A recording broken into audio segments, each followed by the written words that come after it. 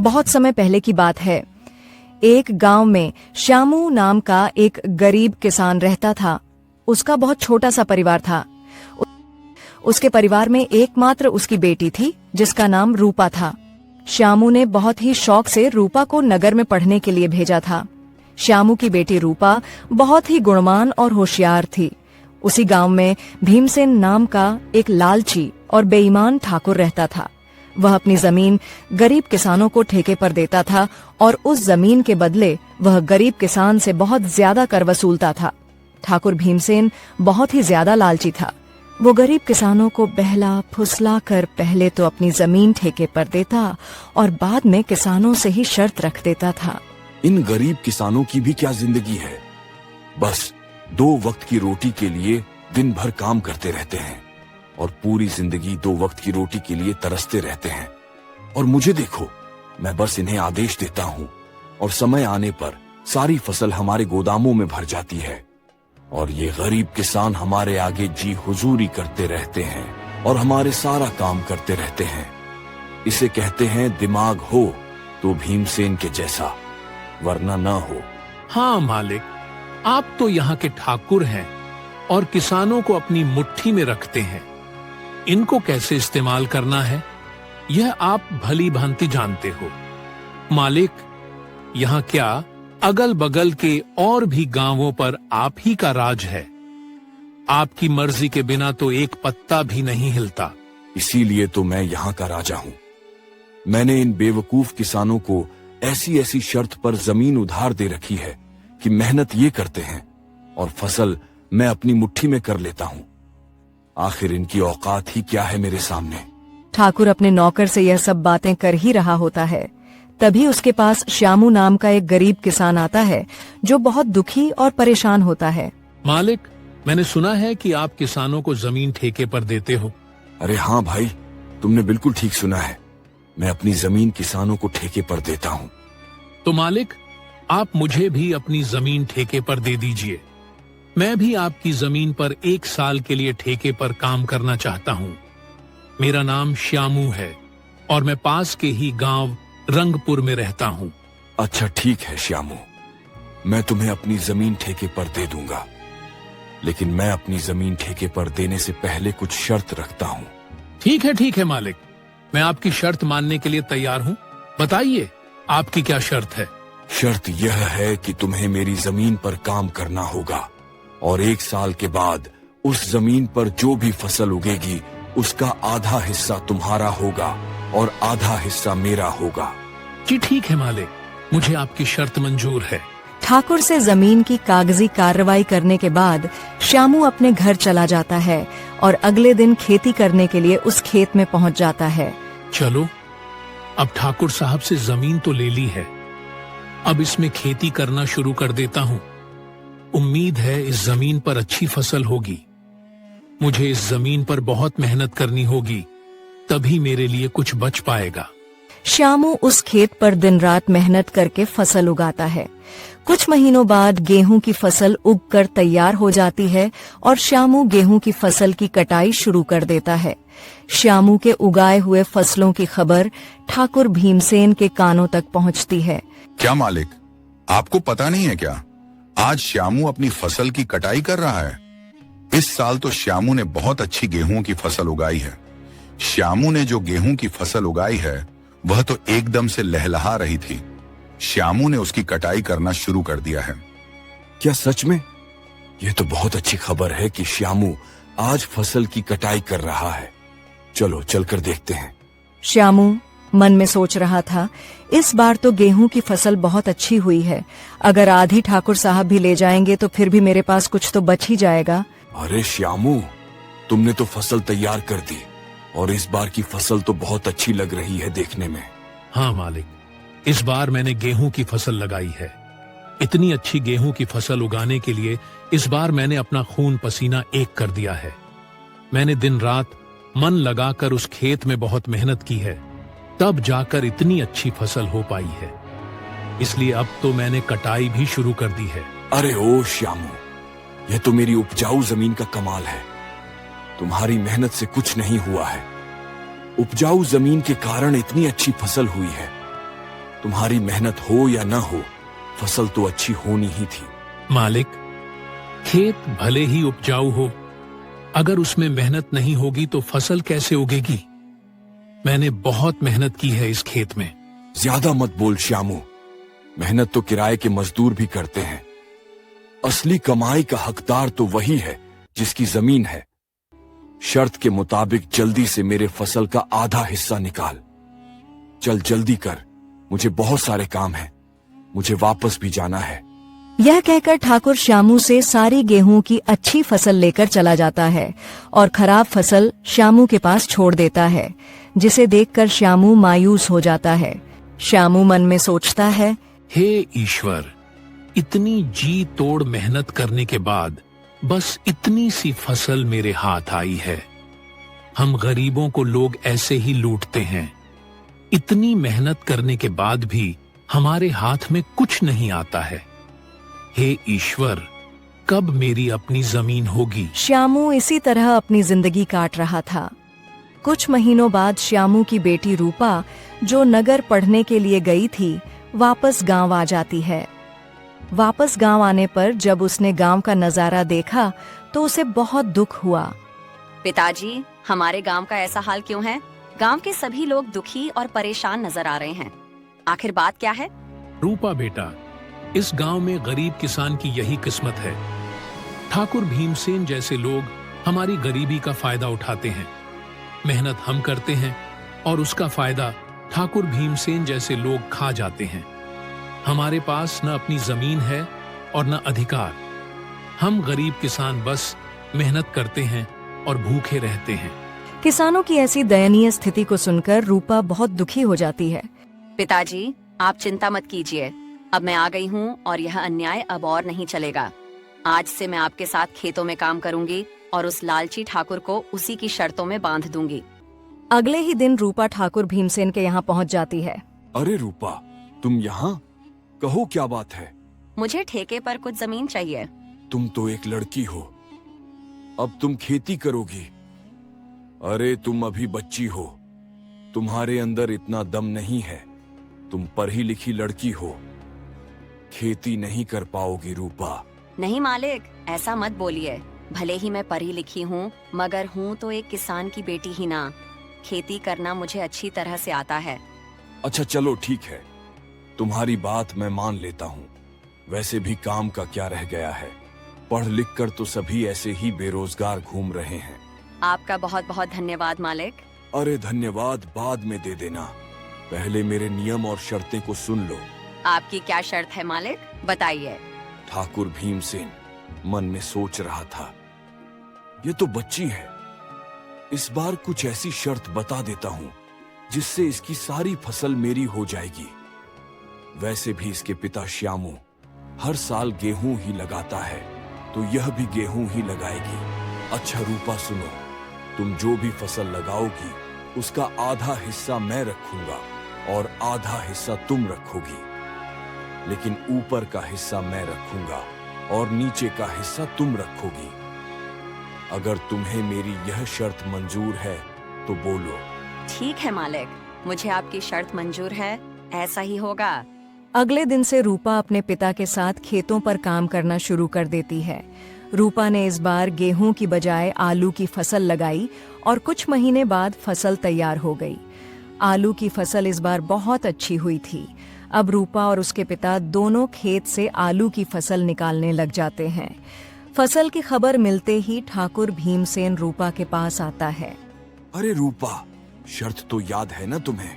हाँ हाँ मालिक, मुझे सब कुछ याद है। आधा आपका और आधा मेरा। और आपने कहा था कि ऊपर का हिस्सा आपका होगा और नीचे वाला हिस्सा मेरा होगा। देखिए मालिक, इसने तो चालाकी कर दी। ये गेहूं की फसल नहीं है, ये तो आलू की फसल है। अरे ये क्या रूपा, इस बार तुमने आलू लगाया है? ये तो आप ही की शर्त थी मालिक, और आपने ही शर्त बताई थी, और अब आप ही शर्त मानने को तैयार नहीं हैं। अरे लेकिन मैं इस घास फूस को लेकर क्या करूंगा, जबकि सारे आलू तो तुम ले रही हो।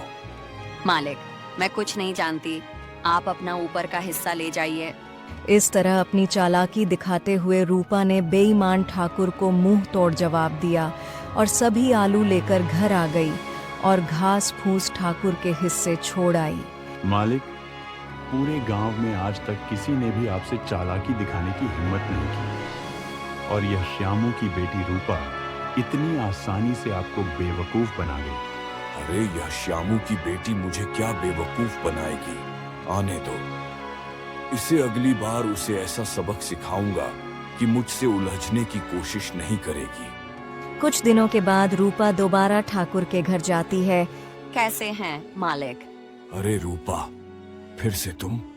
कहो क्या चाहिए तुम्हें? आपकी जमीन ठेके पर चाहिए थी। ठीक है, मैं तुम्हें अपनी जमीन ठेके पर दे दूंगा, पर मेरी इस बार की शर्त भी कान खोलकर सुन लो लड़की। इस बार तुम्हारी कोई चालाकी नहीं चलेगी। इस बार नीचे का हिस्सा मैं लूंगा और ऊपर का हिस्सा तुम्हारा होगा। क्या तुम्हें मेरी यह शर्त मंजूर है? मालिक, मुझे आपकी शर्त मंजूर है। मालिक, इस बार फसल के ऊपर का भाग मेरा ही होगा। इस तरह रूपा ठाकुर से बात करने के बाद घर आ जाती है। इस बार भी रूपा दोबारा खेती करने की तैयारी में जुट जाती है। रूपा इस बार गेहूं की फसल लगाती है। कुछ दिनों बाद गेहूं की फसल काफी अच्छी उगाती है। रूपा मन में सोचती है, अरे वाह, इस बार तो गेहूं की फसल खूब अच्छी दिख रही है। मजा आ गया। आने दो उस बेईमान ठाकुर को, तब उसे मजा छकाती हूँ। कुछ दिनों के बाद ठाकुर रूपा के पास आता है। जैसे ही ठाकुर रूपा के खेत के पास पहुंचा तो गेहूं की फसल देखकर उसका तो दिमाग ही चकरा गया। ठाकुर भीमसेन मन में सोचने लगा, अरे ये क्या, इस रूपा ने तो इस बार गेहूं की फसल लगा दी है। ये लड़की तो जितना मैं सोच रहा था उससे कहीं होशियार निकली। प्रणाम मालिक, कैसे हैं आप? ठीक तो है ना? देखिए मालिक, इस बार मैंने गेहूं की फसल लगाई है और आपकी शर्त के अनुसार फसल के ऊपर का हिस्सा मेरा होगा और नीचे का हिस्सा आपका होगा। इस तरह अपनी चतुराई से रूपा ने दोबारा ठाकुर भीमसेन को मूर्ख बना दिया और ठाकुर एक बार फिर से धोखा खाकर गुस्से से तिलमिला गया। नौकर, अरे मालिक, उस पिद्दी सी लड़की का दिमाग तो देखिए। आप जैसे इतने बड़े चालबाज ठाकुर को उसने फिर से मूर्ख बना दिया। तुम सही कह रहे हो झुमरू, मैं तो उसे बच्ची ही समझ रहा था और उस बच्ची ने मुझे फिर से मूर्ख बना दिया। अगली बार उसे आने दो, फिर उसे बताता हूँ कि ठाकुर भीमसेन क्या चीज है। रूपा ने गेहूं की फसल की कटाई की और सारी फसल अपने घर ले आई और उस फसल का कुछ हिस्सा रूपा ने गांव के जरूरतमंद लोगों में बांट दिया। रूपा और श्यामू दोनों बहुत ही खुश थे। कुछ दिनों बाद फिर से फसल उगाने का समय आ गया। चलो उस लालची ठाकुर से आज फिर से मुलाकात करती हूँ और उससे ठेके पर जमीन लेकर फिर से फसल उगाती हूँ और देखती हूँ कि इस बार वह ठाकुर शर्त में अपना कौन सा खुराफाती दिमाग लगाता है। यह सोचकर रूपा ठेके पर जमीन के लिए उस ठाकुर के पास फिर से जाती है। अच्छा, तो तुम मुझसे मिलने के लिए फिर से आ गई। देखो लड़की, तुम मुझसे ज्यादा होशियार बनने की कोशिश मत करना। मैं भी ठाकुर भीमसेन हूँ। मुझे होशियारी नहीं आती है मालिक, मैं तो एक गरीब किसान की बेटी हूँ। होशियार तो आप लोग हैं जो गांव के गरीब किसानों की मजबूरी का फायदा उठा रहे हैं। अपनी जबान पर काबू रखो रूपा। यह तुम क्या बोले जा रही हो? जिस काम के लिए आई हो वो बात करो। यहाँ ज्यादा ज्ञान बांटने की जरूरत नहीं है। ठीक है मालिक, चलिए काम की बात करते हैं। मुझे इस बार भी आपकी जमीन ठेके पर चाहिए। बताइए मालिक, इस बार आपकी क्या शर्त है? हाँ, शर्त तो है। तू खुद को बड़ा होशियार समझती है ना लड़की। इस बार फसल का ऊपर का और नीचे का हिस्सा मेरा होगा और बीच का हिस्सा तेरा होगा। अब बोल, क्या तुम्हें मेरी यह शर्त मंजूर है? बिल्कुल मंजूर है मालिक, जैसा आप कहें। अच्छा ठीक है मालिक, तो अब मैं चलती हूँ, मुझे फसल उगाने की तैयारी भी करनी है। लालची ठाकुर की बात मानकर रूपा अपने घर चली जाती है और वह फिर से फसल उगाने की तैयारी में लग जाती है और इस बार वो गन्ने की फसल लगाती है। रूपा बेटा, इस बार तुमने खेत में कौन सी फसल लगाई है? पिताजी, इस बार मैंने गन्ने की फसल लगाई है। फसल काफी अच्छी हुई है। इस बार भी आमदनी अच्छी होगी पिताजी। यह तो बहुत अच्छी बात है बेटा, तुम बस ऐसे ही मेहनत करती रहो। कुछ महीनों बाद लालची ठाकुर और उसका नौकर दोनों रूपा के पास आते हैं। मालिक, इस बार तो रूपा का दिमाग ही चकराने वाला है। इस बार तो आपने शर्त ही ऐसी रखी है, ऊपर का हिस्सा आपका और नीचे का भी हिस्सा आपका। तुमने बिल्कुल सही कहा झुमरू। इस बार मैंने अपने दिमाग का 100% उपयोग करके ब्रह्मास्त्र छोड़ा है। मैं भी अब देखता हूँ वो किसान की बेटी रूपा कैसे बचती है। इस तरह दोनों बातें करते हुए खेत के पास पहुंच जाते हैं और जैसे ही वो खेत के पास पहुंचते हैं तो देखते हैं कि इस बार रूपा ने गन्ने की खेती की है। मालिक, ये रूपा तो आपकी भी अम्मा निकली। देखिए जरा इस बार उसने कौन सी फसल लगाई है। ठाकुर भीमसेन मन में सोचने लगा, अरे यह क्या, इस रूपा ने तो इस बार गन्ने की फसल लगाई। अब बताओ भला, ऊपर का और नीचे का हिस्सा मेरा। नहीं मालिक, जरा मुझे भी तो बताएं कि मैंने आपको क्या बेवकूफ बनाया है। मालिक, आप तो गांव वालों को बेवकूफ बनाते हो। देखिए मालिक, इस बार मैंने गन्ने की। अरे मालिक, आप आइए आइए, कैसे हैं? आप दोनों आपस में क्या खुसुर फुसुर कर रहे हैं? अरे वाह, एक तो चोरी ऊपर से सीना जोरी। तुमने मुझे इस बार भी बेवकूफ बना दिया ना। नहीं मालिक, जरा मुझे भी तो बताएं कि मैंने आपको क्या बेवकूफ बनाया है। मालिक, आप तो गांव वालों को बेवकूफ बनाते हो। देखिए मालिक, इस बार मैंने गन्ने की फसल लगाई है और आपकी शर्त के मुताबिक इस फसल का ऊपर का और नीचे का हिस्सा आपका होगा और बीच का हिस्सा मेरा होगा। अरे ओ किसान की बच्ची, मालिक को ज्यादा होशियारी दिखाने की कोशिश मत करो। बेईमानी और मक्कारी में यह सबके बाप हैं बाप। ये खेत भी हमारा है और इसमें लगी फसल भी हमारी है। अरे ओ झुमरू, बस कर, ज्यादा चिल्लाने की जरूरत नहीं। शायद ये हमारी ही करनी का फल है। हमने गांव के भोले भाले किसानों को बहुत ठगा है और आज पहली बार किसी ने हमें ठगा है। इस लड़की ने हमारी आंखें खोल दी हैं। अब मैं समझ चुका हूं कि बेईमानी का फल हमेशा बेईमानी ही मिलता है। इसलिए आज के बाद मैं किसी भी किसान को परेशान नहीं करूंगा और सभी किसानों को उनकी मेहनत का बराबर का हक दूंगा। जितनी भी किसानों की जमीन मेरे पास गिरवी है, मैं उनको सारे कागज वापस कर दूंगा और कभी भी उनकी गरीबी और लाचारी का फायदा नहीं उठाऊंगा। आपने तो यह बहुत अच्छी बात कही है। एक किसान दिन रात मेहनत करता है अपने परिवार के लिए, मगर न ही कभी वह अच्छे कपड़े पहनता है और न ही कभी वह अच्छा खाना खा पाता है। अपने परिवार का पेट भरने के लिए वह दिन रात अपना पेट जलाकर खेतों में मेहनत करता है। ऐसे में इन गरीब किसानों के साथ बेईमानी करना और उन्हें तकलीफ देना अच्छी बात नहीं है। इसलिए इनका हक तो इन्हें मिलना ही चाहिए। आप इनको इनकी जमीन वापस लौटा दीजिए मालिक, और अभी भी समय है। सच्चाई के रास्ते पर आ जाइए, नहीं तो आपको इससे भी बड़ा नुकसान झेलना पड़ सकता है। इस तरह रूपा अपनी मेहनत और होशियारी से लालची ठाकुर को सच्चाई के रास्ते पर वापस ले आती है। ठाकुर भीमसेन ने वहां के किसानों की जमीन और उनका पैसा उनको वापस कर दिया। उस दिन के बाद वहां के किसान खुशी खुशी रहने लगे और किसी भी ठाकुर ने किसी भी किसान का हक नहीं मारा।